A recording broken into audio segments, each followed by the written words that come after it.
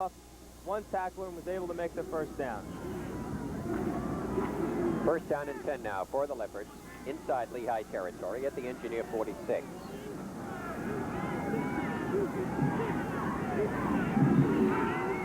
Novak looking, play action pass left, got a completion at the 40, 35, 30, and once again it's Jack Gatehouse. Jack Gatehouse has now set a single season yardage receiving record for the Leopards.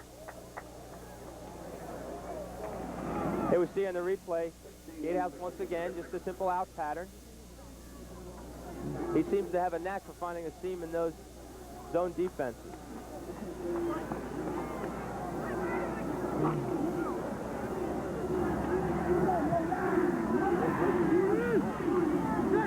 First and 10. Ball spotted at the 30-yard line. Second man through is Cuyos, and he has a couple of yards, and that's all. Again, Lehigh's defense not allowing Lafayette too much room on the run. Thus far today, Novak is 4 for 6 with one interception. All 4 passes have been to Jack Gatehouse.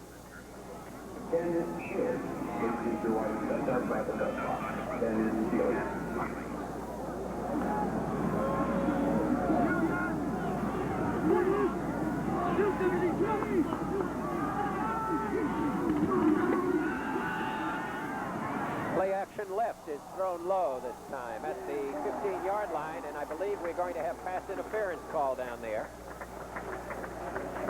The Lehigh defender, number 23, O'Hagan, may have it called on him, and that would be an automatic first down. Let's take a look at it.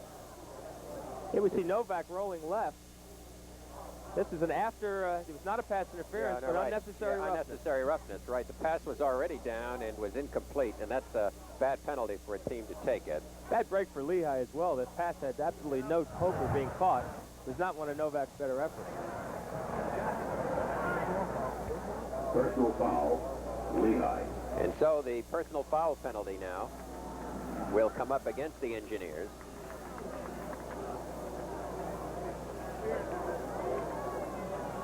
And the ball will come down to the 14-yard line. And the Leopards once again. Late hit. Defense. First down. On the snap. So it's an automatic first down. First and 10. We have 11:29 remaining here in the first half. Lafayette 3. Lehigh nothing, but the Leopards knocking on the door bound at the 14-yard line. Back to throw is Novak. Pumps and holds on to the ball. And he manages to work his way down to the 11-yard line. At the 11. Good coverage downfield by Lehigh, but when you get this far close to the end zone, there's not a whole lot of room for the receiver to maneuver. Novak decides to pull it back and run for the goal line.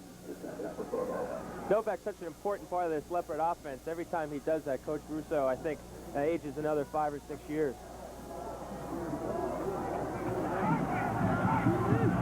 Second down and 7. Ball at the 11. Back to throw is Novak. He has all day to throw it. Fires, and it is caught. A circus catch on the rebound by Gatehouse. Off the hands of a Lehigh defender, and the Leopards have scored on a 14-yard touchdown pass. Jack Gatehouse, his 8th touchdown reception of the season. That only adds to his already record-breaking mark. All kinds of time for Novak here. We see the pass nicely deflected. Tip ball. John Shigo tipped the ball, and Gatehouse reacted and was able to catch the pass. There we see Jack on the sideline.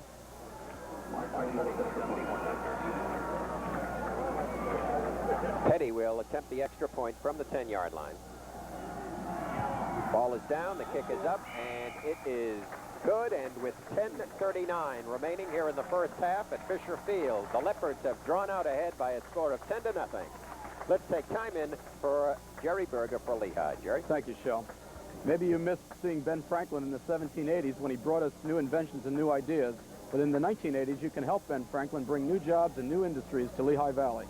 In fact, you can be a Ben Franklin partner by joining Lehigh University's proposal to have a Ben Franklin High Technology Center in the Lehigh Valley, in the northeastern region of Pennsylvania. This project will benefit you and the job markets, communities, and more if the state of Pennsylvania approves one of the several planned high-tech centers for this area. Shell Novak is now 5 for 8 with 115 yards and 1 touchdown pass, all 5 receptions to Jack Gatehouse. Here we again have the replay of the touchdown. What can you say? Gatehouse is known for his tremendous hands. He comes up with catches that nobody else on the team is capable of. La Silva and Godbolt back for Lehigh. It is a fairly short kick. Ball taken at the 20, 25, and carried across the 30 to about the 35-yard line. That was Doug Ert from West Lawn, PA. He's a sophomore and the second team fullback for the Engineers. So the Lafayette Leopards, a field goal and a touchdown, lead Lehigh by 10. They scored 10 last year, defeating the Engineers by a score of 10-3. I suspect 10 points isn't going to win the game this year. It's got to be 3 touchdowns or more. Semler brings the team out. Godbolt is deep. Osler, the inside man. Fake on the draw, and Semler is dropped way back on the 22-yard line. That was Gutman putting tremendous pressure on from the left side. One of the many freshmen that have filled in and played for the Leopards this year on that defensive front line. Here we see Semler. Gutman just blew by there coming from the left side. Big loss on the play. It'll be a second down and about 23 to go for Lehigh. 10 minutes remaining in the first half. Lafayette leading 10-0. Godbolt with it now, and Godbolt tries to work his way across the Leopard line, and Green brings him down at middle guard.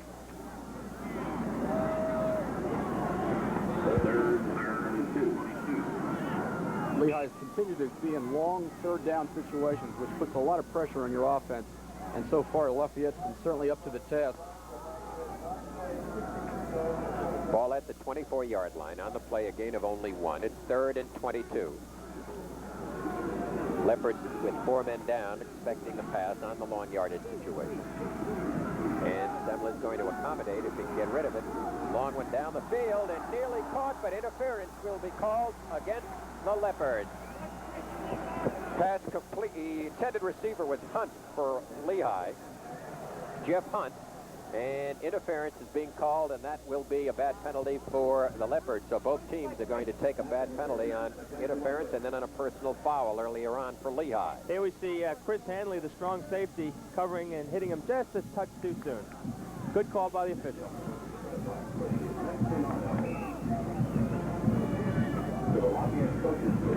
So it's a first down. Automatic first down. It would have been 10 yards short of the first down initially, but the interference call makes it automatic at the 37-yard line. Ed Godbolt finds some running room, and he gets up around the 40-yard line. Stop made by Joe Calhoun for Lafayette. I think important, Shell, that right now Lehigh start to cash in on a couple of these breaks.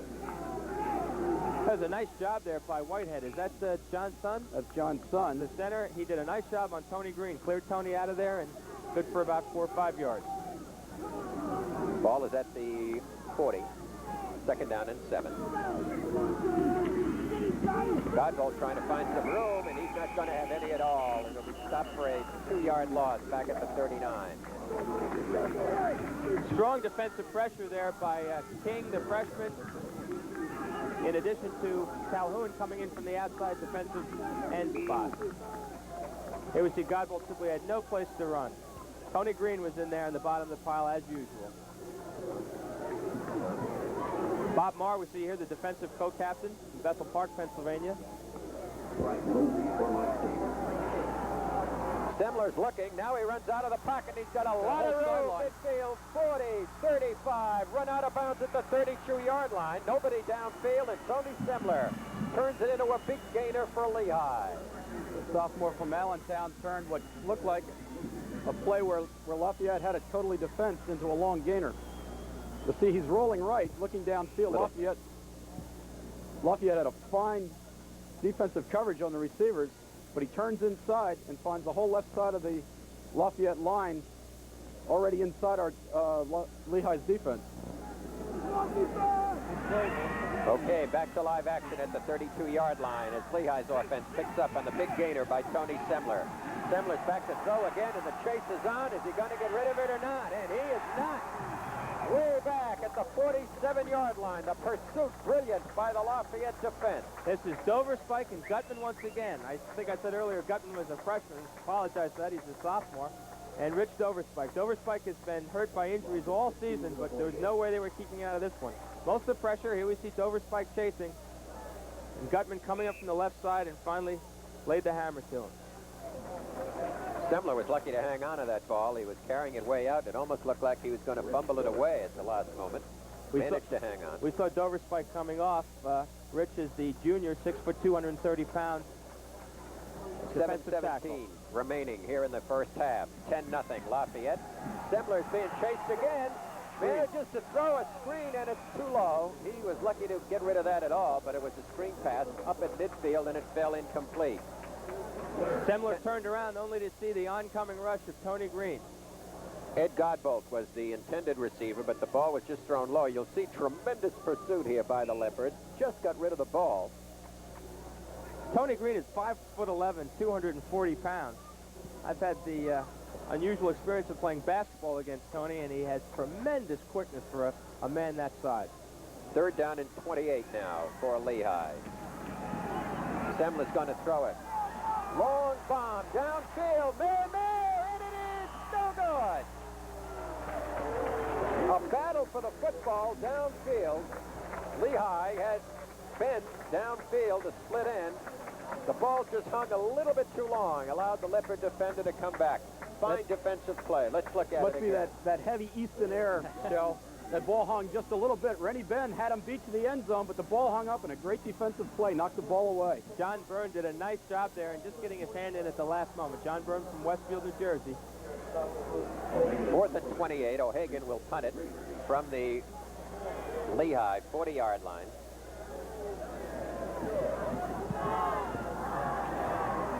Kick coming up the field. 10, 15, 20. Good run. 25, 30. They go all the way. This is Ryan Priest. Going. Priest has just run the football back, I believe, over 90 yards. We'll have to see where he finally got it. Ryan Priest has just run the football back over 90 yards, and there are no flags down the field, and the Leopards are out in front by a score of 16-0. Ryan Priest, the highly touted freshman running back from Mechanicsburg, Pennsylvania. Here we see, as he waits for the punt on the replay, catches it at the 8-yard line, 92 yards. Found a seam, and off he went.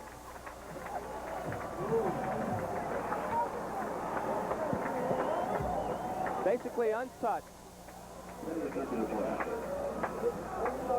Petty. Kick is up, and it is again good. Petty has converted 2 in a row, and with 6:40 remaining in the first half, Lafayette threatens to blow the football game open, leading by a score of 17-0.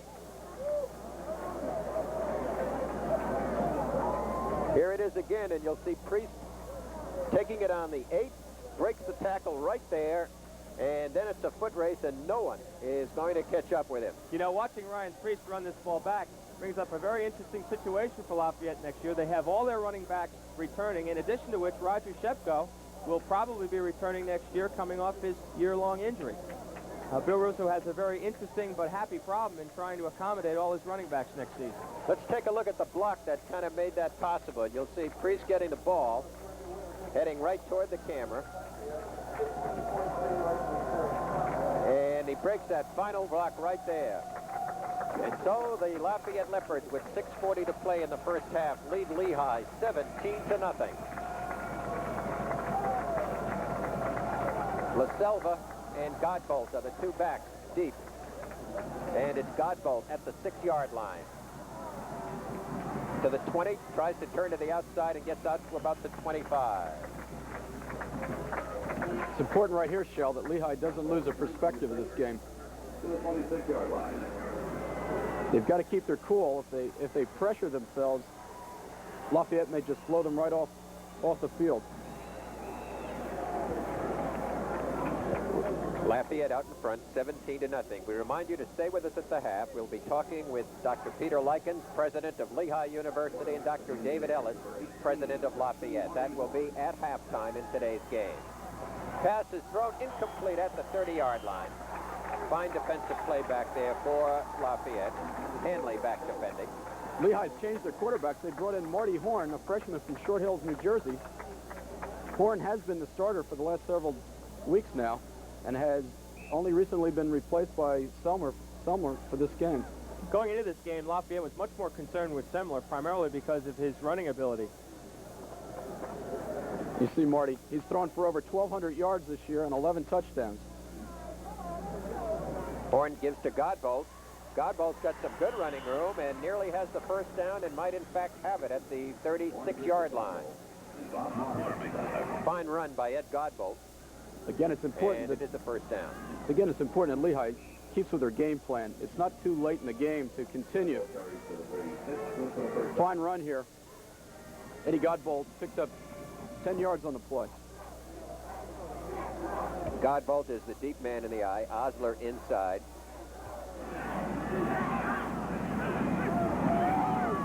Horn's going to throw it.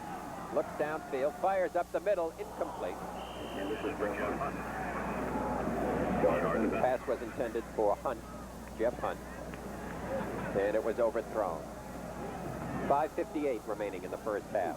Lafayette 17 and Lehigh nothing. Very difficult situation for a freshman to come into this game. A big rivalry, big crowd here. Down 17-0. To my knowledge, Ed is the first freshman quarterback that Lehigh's ever played against Lafayette. On the draw, up the middle goes Godbolt. He's got lots of room, but it'll be short of the first down by about a yard.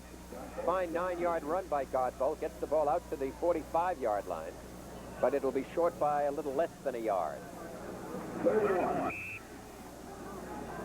Lafayette had a similar situation occur in the Princeton game this year. They ran out to a 26-0 lead, but found themselves only leading 26-23 at halftime.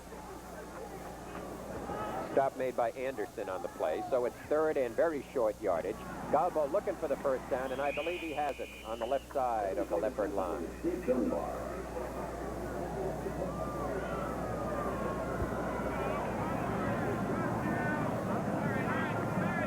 That's a first down. Godbolt now has 14 carries for 48 yards on the day. Clock continues to wind down. Under 5 minutes and 15 seconds remaining, first half.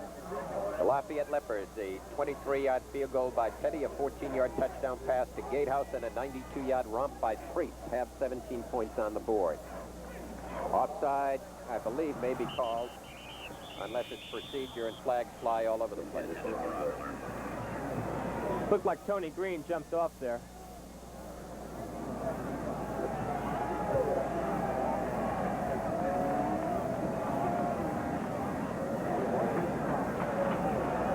Looks like they're talking to Lafayette, which may mean that there's some motion penalty against Lehigh's interior line. No flag. Inadvertent flag. Well, except they blew the whistle. I assume they'll replay the down. Yes. They should not have stopped the play. Clearly somebody jumped off there, so. There was no doubt somebody went offside on that play, but who's at fault will never be known. 5 minutes to go here in the first half, and we start all over again at 1st and 10 at the 46-yard line for Lehigh. Horn, upfield, thrown, and it's intercepted. 40, 35, 30, and the Lafayette Leopards have scored again. Chris Hanley, the strong safety, stepped right up. There was strong pressure applied to Horn, and he just threw it a little underneath.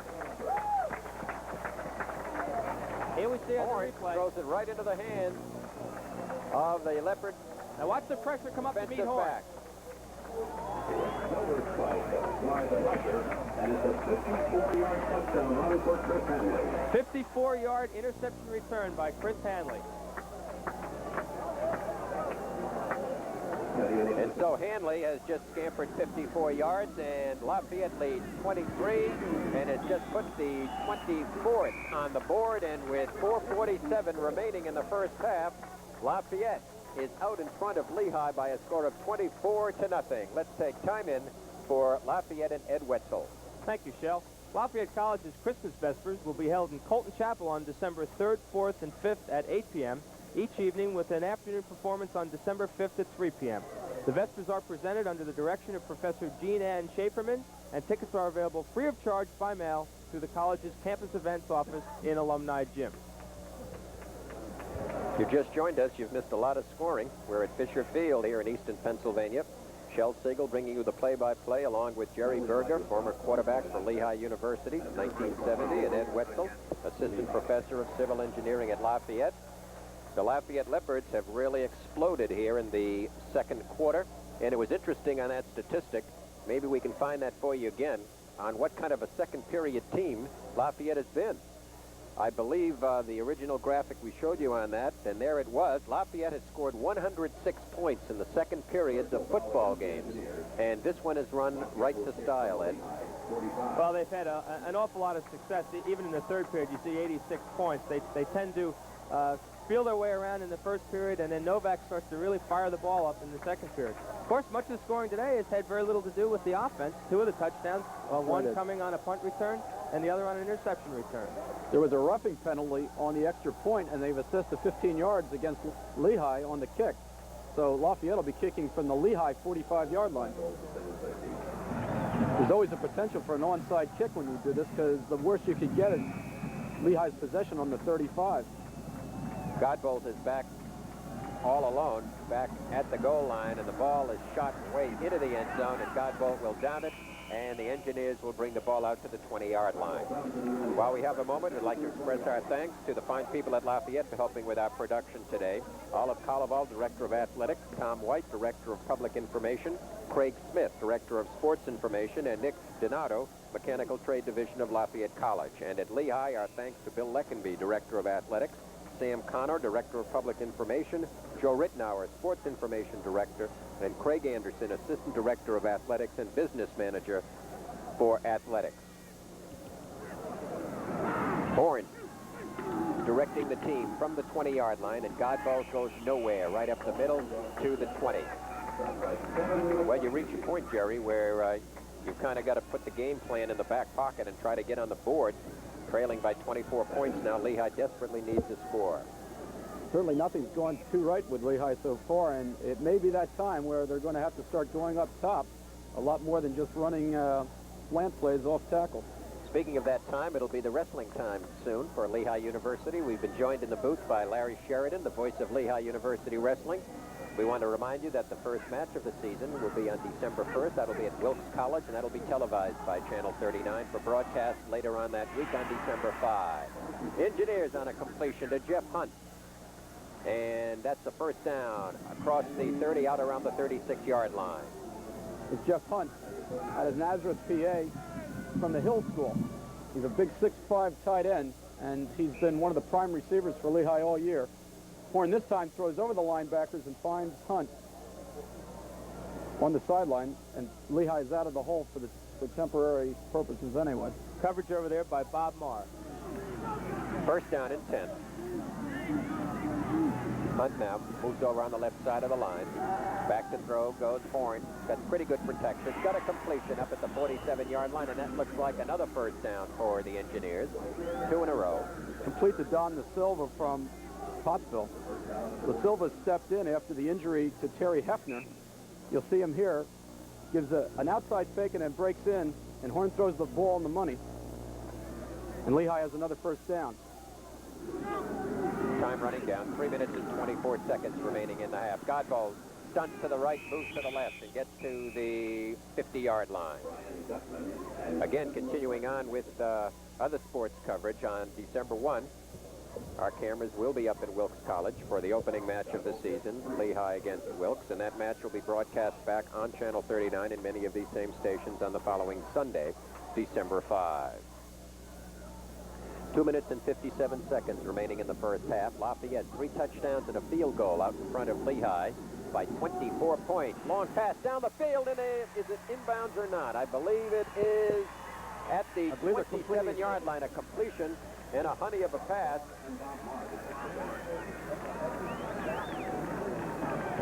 Pass incomplete to Jimmy Davidson. Horn fakes an outside move, and Davidson takes it upfield and throws a fine pass and a fine catch by Davidson. Bob Shaw, coming over from his free safety position, really laid a strong hit on him. He seems to be okay, though. Ball at the 27-yard line, the third consecutive first down for Lehigh. Plenty of time to get on the boards for the Engineers, and they desperately need to score, trailing 0-24. Godbolt's got a lot of running room, and he's down around the 20-yard line before he's tripped up. I would think it'd be very important for the Engineers to score here. Getting that touchdown right before the halftime can really do a lot for a team coming out in the second half. We see on the replay here, once again, Tony Green, the leading tackler for Lafayette.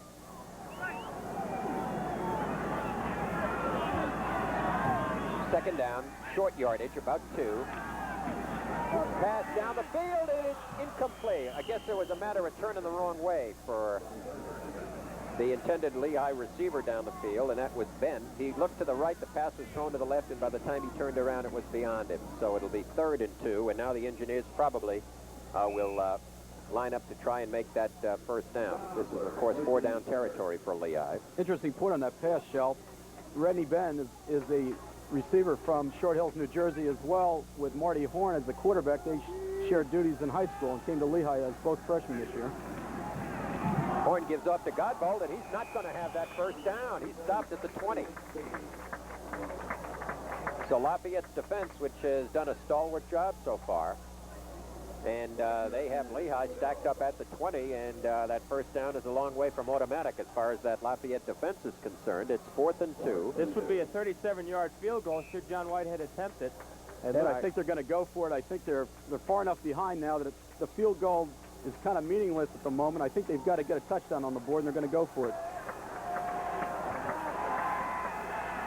Godbolt deep. Osler is in close. 6 men down. There's the pitch to Godbolt. He's to the 20. He's got the first down, and he's down to the 15-yard line.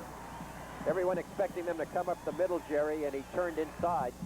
They made a nice reverse move, faked the ball to Osler, and then optioned down the line and made a quick pitch to Eddie Godbolt. Ed cut back and put his head down and got the first down. Tackle made by Hanley there at the strong safety spot.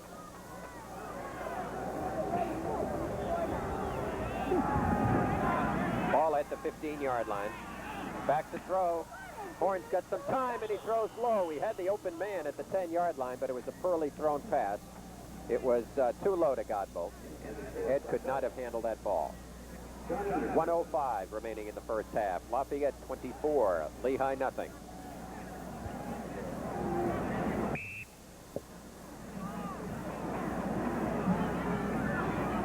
We may look for the split end Rennie Ben here, number 47 coming to the near side.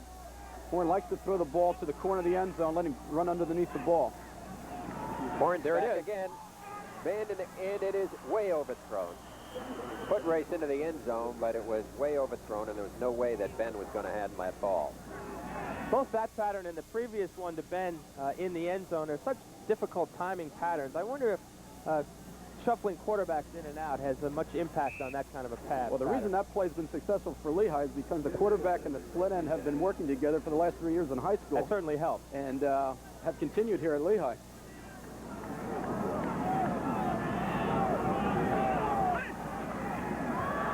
Lafayette with a blitz. Throw again, and it is overthrown, intended for Osler. Nice coverage back there for Lafayette by Byrne. Bob Shaw, the senior free safety, came on a safety blitz and put very strong pressure on Horn.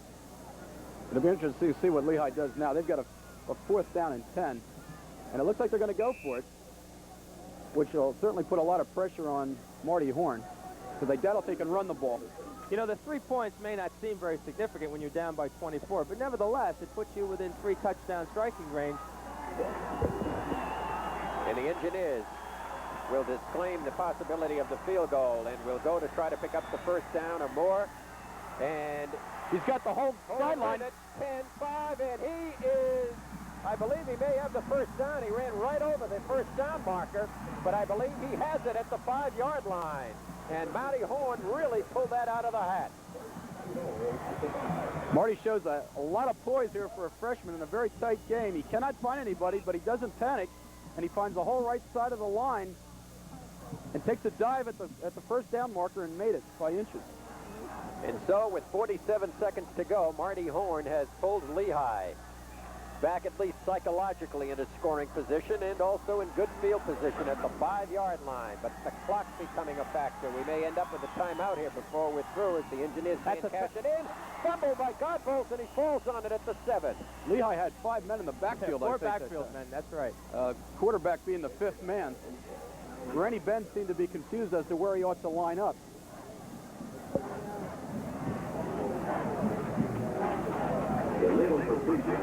And that we'll see whether or not that penalty is taken or not. The down resulted in a loss of